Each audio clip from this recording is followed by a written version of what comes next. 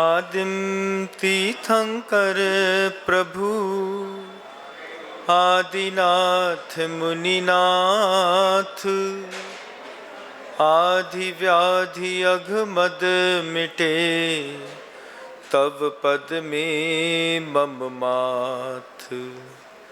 चरण शरण है आपके, तारण तरण जहाज, भवदधि तट तक ले चलो, करुणा कर जिन राज। बोलिए आदि ब्रह्मा श्री आदिनाथ जी भगवान की, परम पूज्य आचार्य भगवंत गुरुदेव श्री विद्यासागर जी महाराज की, वर्तमान आचार्य परमेष्ठी गुरुदेव श्री समय सागर जी महाराज की, समस्त मुनि संघ की। बोलिए परम पूज्य मुनि श्री 108 विनम्र सागर जी महाराज की जय। समस्त मुनि संघ की जय। आज आदिनाथ जी भगवान जी का जन्म दिवस भी है और उनका तप दिवस भी है। आदिनाथ जयंती आज जिस अवसर को हम सब मनाने के लिए यहाँ पर आए हुए हैं, आपके आज के जो वैल्यूज़ हैं वो बदल गए। आज जमाने में आदिनाथ भगवान सिर्फ स्मृतियों का विषय है, लेकिन जनता को उनकी कीमत नहीं पता। वैल्यूज़ बदलते हैं तो आदमी का आदर्श भी बदल जाता है। आज बहुत सारे लोग ऐसे हैं जिनका आदर्श माइकल जैक्सन हो सकता है, किसी की कैटरीना हो सकती है, कोई एयर होस्टेस बनना चाहता है, कोई व्यक्ति सलमान खान बनना चाहता है, गिने चुने लोग होंगे जो किरण बेदी बनना चाहते होंगे, उसमें भी बहुत गिने चुने लोग होंगे जो अब्दुल कलाम आज़ाद जैसे लोग बनना चाहते होंगे। वैल्यूज़ बदल जाने से आदर्श बदल जाते हैं। लेकिन हम जब की बात कर रहे हैं, भगवान आदिनाथ जब इस धरती पर आए थे, उस समय जनता बहुत मासूम थी।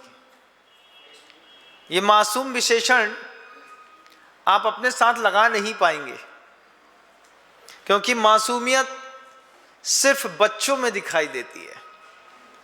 आप मासूम नहीं है। सुनने वाला बहुत कुटिल है, वक्र बुद्धि का है, जड़ बुद्धि का है। लेकिन जब आदिनाथ जी भगवान इस धरती पर आए थे, उस समय जनता बहुत मासूम थी। जितना सरल आपका बच्चा होता है, कभी छोटे से बच्चे को देखिएगा, कितने सहजता में आप उसके सामने कुछ भी कर दो, उसको कोई फर्क नहीं पड़ता। और जब मासूम व्यक्ति घबराता है, तो उस घबराए हुए मासूम व्यक्तियों के लिए आदिनाथ जी भगवान जी ने सबसे पहले उपदेश दिया था। जब भोग भूमि थी, भोग भूमि से कन्वर्शन पीरियड चल रहा था, कर्म भूमि में परिवर्तन हो रहा था। कल्पवृक्ष थे, घर नहीं थे, सामाजिक व्यवस्थाएं नहीं थी, संबंधिक व्यवस्थाएं नहीं थी, पैसा कमाना नहीं पड़ता था, किसी को किसी का डर नहीं था।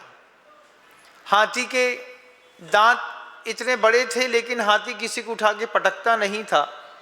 शेर के कैनियन टीथ नहीं थे, वो किसी को खाता नहीं था। इतने मासूम लोग और जानवर होते थे, इतने मासूम पशु पक्षी उस वक्त होते थे।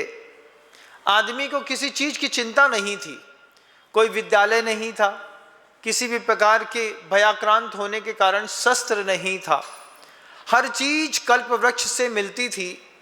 क्या गजब की जिंदगी थी उस वक्त की। उस वक्त आदिनाथ जी भगवान जी जब इस सृष्टि पर आए और उन्होंने अपने सामने मासूम जनता को देखा। मैं अपने सामने मासूम जनता को नहीं देख रहा हूं। मैं आप में से किसी को मासूम कह नहीं सकता। मासूम तो वो लोग होते हैं कि प्रभु और गुरु एक बार बोलें और उनके मुंह से हव निकल जाए। आप लोगों से तो आज भी जमाना, जब तक 4-5 बार 4 संगीत न सुनाओ तब तक आपको कुछ समझ में नहीं आता। लेकिन वो बहुत मासूम जनता थी उस समय की, और उस मासूम जनता के बीच में सबसे पहले घबराहट हुई जब जहां से जो मिलता था वहां से मिलना बंद हो गया। जब कभी भी बड़े लोग गलती करते हैं तो खामियाजा हमेशा मासूम जनता को उठाना पड़ता है। कभी भी बड़े लोगों की गलती से बड़े लोगों को कोई फर्क नहीं पड़ता। आप देखिए, बड़े लोगों की थोड़ी सी माइनर मिस्टेक्स हुई हैं और आज पूरे देश में सिलेंडर पे आग लग गई है। यहाँ पर बैठ करके हर इंसान अभी वो चीज़ सोच रहा होगा कि अगर ये ईरान और अमेरिका का युद्ध 1-1.5 महीना बढ़ गया तो भैया घर में रोटी खाने के लिए सिलेंडर मिलना मुश्किल। तो अब क्या कर रहे हैं? पिसता कौन है पता? मासूम जनता, मध्यम वर्गीय व्यक्ति को ही चिंता रहती है, मध्यम वर्गीय ही परेशान रहता है, बड़े बड़ों को कोई तकलीफ नहीं होती, मध्यम वर्गीय बेचारा परेशान होता रहता है। उस वक्त भी था कि जब कल्पवृक्ष ने अपने इच्छित वस्तुओं को देना बंद कर दिया, भोजन की दिक्कत होने लगी। पहली बार कर्म भूमि में भूख इतनी सताई कि सुबह का भोजन शाम तक नहीं चला। कुलकरों ने बहुत व्यवस्था संभाली, लेकिन कुलकरों से भी व्यवस्था पूरी संभल नहीं रही थी। तब जाकर के आदिनाथ जी भगवान जी ने जो पवित्रतम धर्मोपदेश दिया, उस धर्मोपदेश में व्यवस्थाएं दी, कैसे भोजन पैदा किया जाता है। इक्षु से रस निकालना सिखाया, इसलिए उनका नाम इक्ष्वाकु वंशी पड़ा।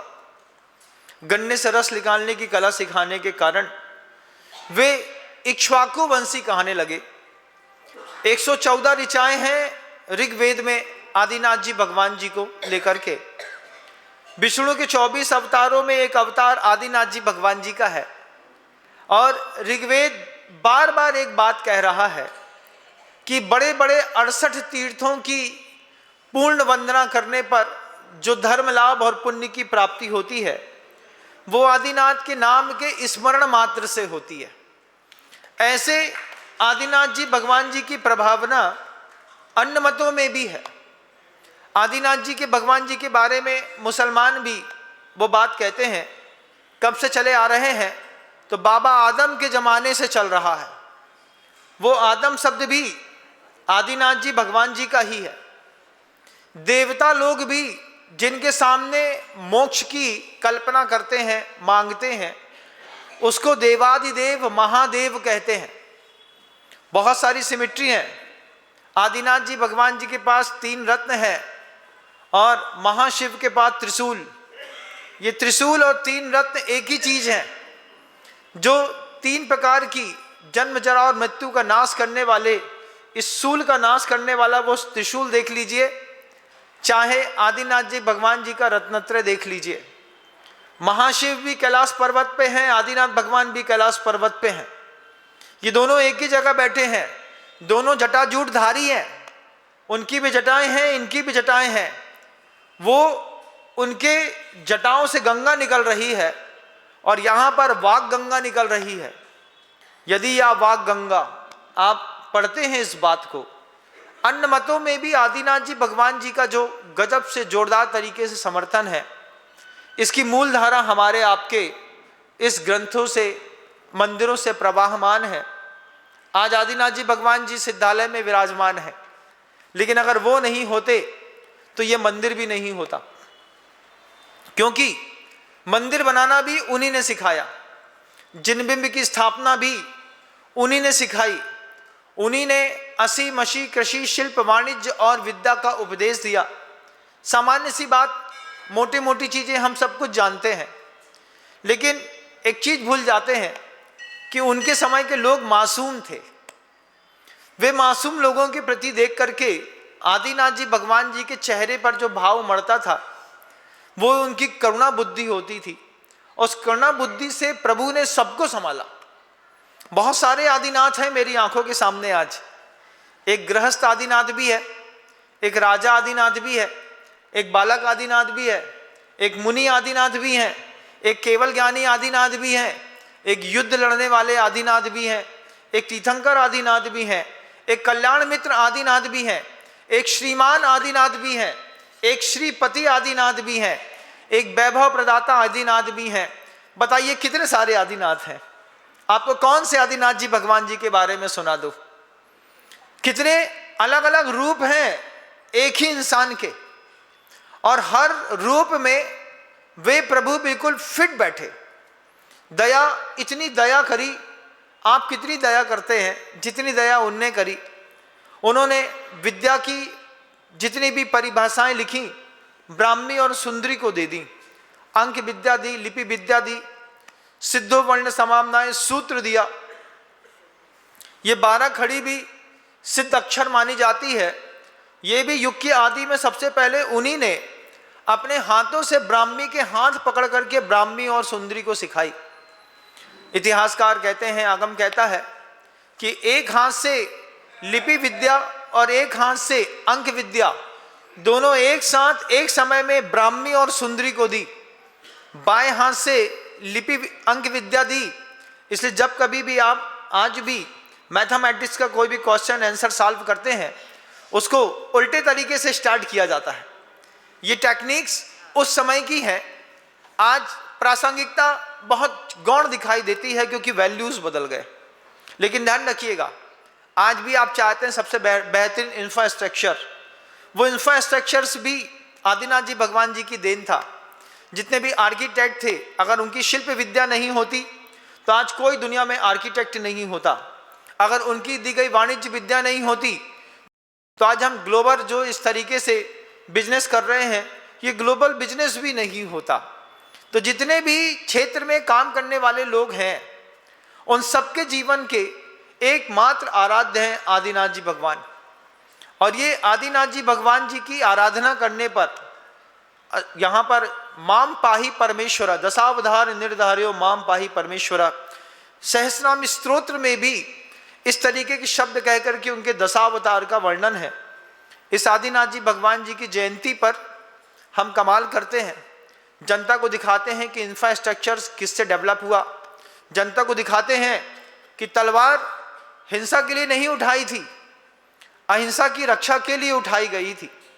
मासूम थे वहाँ के लोग, आदिनाथ जी भगवान जी ने समझा दिया कि देखो, धरती से अन्न पैदा करना और उस अन्न से अपनी भी रक्षा करना और अपनों की भी रक्षा करना, तो परस्पर उपग्रह जीवा नाम का सूत्र भी आदिनाथ जी भगवान जी के समय से मिला। जिए और जीने दो के सूत्र के प्रणेता भी भगवान आदिनाथ जी थे। कितना कुछ था प्रभु के द्वारा दिया गया। आज लाखों करोड़ों अरबों वर्ष गुजर गए हैं, लेकिन आज भी आदिनाथ जी भगवान प्रासंगिक हैं। और वह आदिनाथ जी जयंती जो हम सब आप मिलकर के मना रहे हैं, चैत का महीना महापुरुषों का महीना माना जाता है। इसी चैत के महीने में आदिनाथ जी जयंती आई। अब रामनवमी आएगी, इसी चैत के महीने में महावीर जयंती आएगी। ये चैत का महीना महापुरुषों की जयंती से भरा पड़ा है। इस भरे पड़े जयंती में बहुत सारे ऐसे परिवार हैं, कलकत्ता के पास सराक जाति के लोग हैं, चैत के महीने के लगने के साथ ही अनछने पानी में हाथ डालने का त्याग कर देते हैं। ऐसी भी जातियां हैं जो अपने आप को जैन नहीं मानती लेकिन रात्रि भोजन नहीं करती।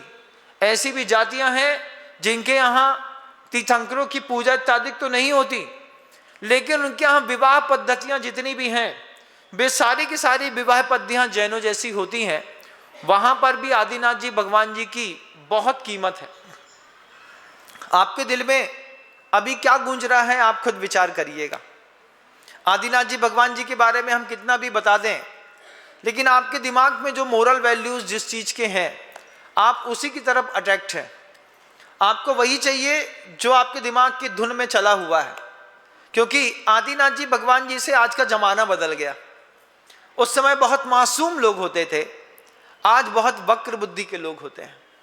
आज बहुत ज्यादा कुटिल बुद्धि के लोग होते हैं, जड़ बुद्धि के लोग होते हैं।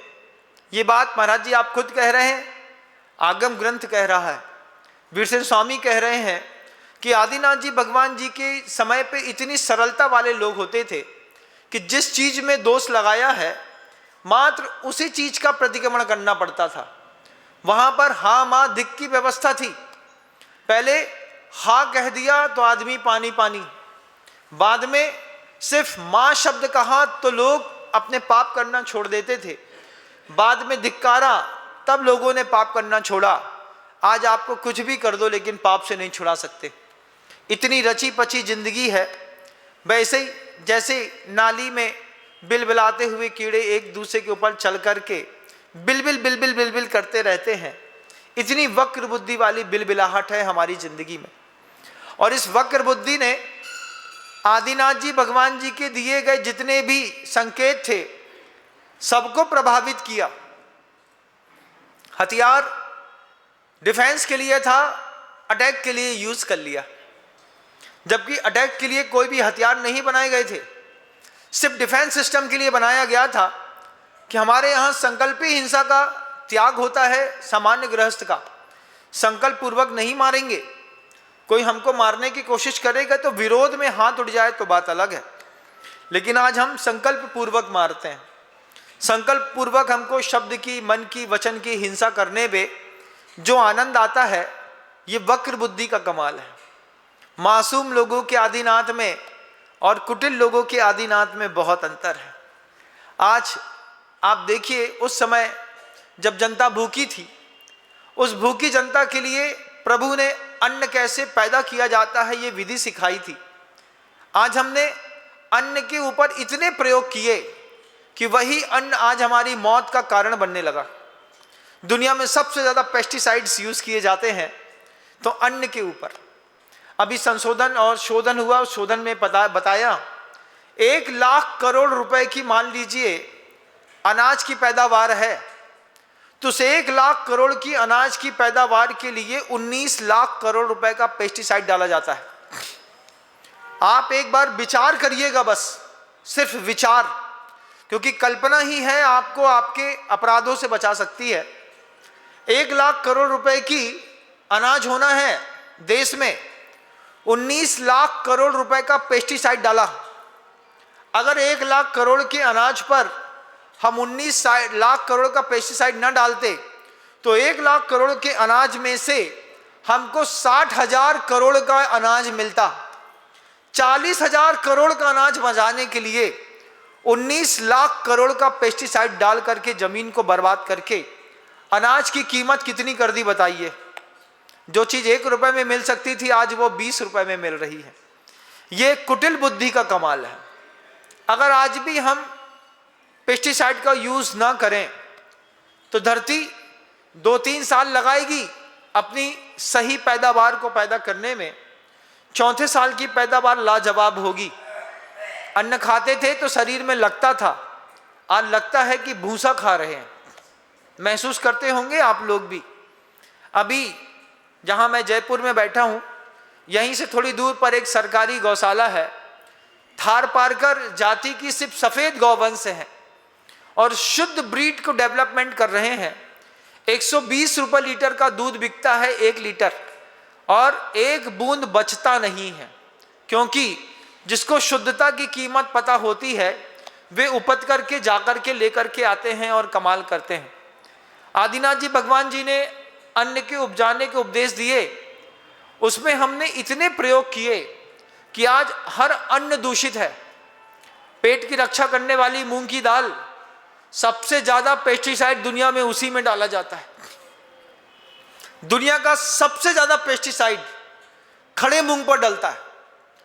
करोड़ों रुपए की फसल को बचाने के लिए अरबों रुपए बर्बाद करते हैं और उसमें जितनी बीमारियां मोल लेते हैं तो ये हम आप जानते हैं। एक सुव्यवस्थित परिवार में आदिनाथ जी भगवान जी की वंश परंपरा चलती रहे, इसके लिए गुरुवर कहते थे कम टू द रूट, क्योंकि अगर आप नहीं भी लौटेंगे तो आपको लौटना पड़ेगा। बड़े बड़ों की गलतियों से आप देखिए, विश्व की तीसरी सबसे बड़ी अर्थव्यवस्था कहलाने जाने वाला ये जो भारत देश था, ईरान और अमेरिका के युद्ध को 1 हफ्ता नहीं झेल पाया, 1 हफ्ता भी। और 1 हफ्ते में युद्ध वहां पर है और आग हमारे घर पे लगना शुरू हो गई। अगर मान लीजिए 1.5 महीना ईरान का और अमेरिका का युद्ध टिक गया तो आप लोग कम टू द रूट में आएंगे। फिर आप क्या करेंगे? फिर आप सिगड़ी का कोयला ढूंढेंगे, मार्केट में जाकर के सिगड़ियां खरीदेंगे, नई चीजें जुगाड़ करनी पड़ेंगी, क्योंकि इंडक्शन में आप पराठा नहीं पका सकते, टेस्ट नहीं आएगा। तो महाराज क्या करेंगे? फिर आपको आचार्य वर्धमान सागर जी महाराज जी के संग में चलने वाली सिगड़ियां दिखाई देंगी। फिर आप बोलेंगे भैया सिगड़ी कैसे जलती है, कैसे इसमें अंगारा डाला जाता है, कैसे फूका जाता है, क्या कर रहे हैं? Come to the route. हम दोबारा जब दूसरा प्रकल्प खोजेंगे तो हमको फिर दिखाई देगा पत्थर का कोयला, फिर धुआं धुआं दिखाई देगा, आंख साफ दिखाई देगी। लेकिन इसका भी दुनिया को फायदा मिलेगा। जब आप अग्नि के स्रोत बदलेंगे और अग्नि को शुद्ध रूप से समझने की कोशिश करेंगे, उस वक्त वह अग्नि आपके स्वास्थ्य का संशोधन भी करेगी। आपके शरीर पे जमा हुआ, जो फेफड़े में जमा हुआ मल है, कफ है, वह भी आप इन्हीं माध्यमों से शोधन कर पाएंगे। ज़्यादा नहीं, सिर्फ 1.5 महीने ईरान और अमेरिका का युद्ध चलने दीजिए, आप सब के सब लोग मार्केट में जा कर के सिगड़ी ढूंढेंगे, सिगड़ी कहाँ होती है, कैसी होती है। आज बोलने के लिए बहुत कुछ है, लेकिन आपका मन कहीं और जा रहा है, इसलिए शब्दों को विराम देता हूँ। गुरुदेव श्री विद्यासागर जी महाराज की।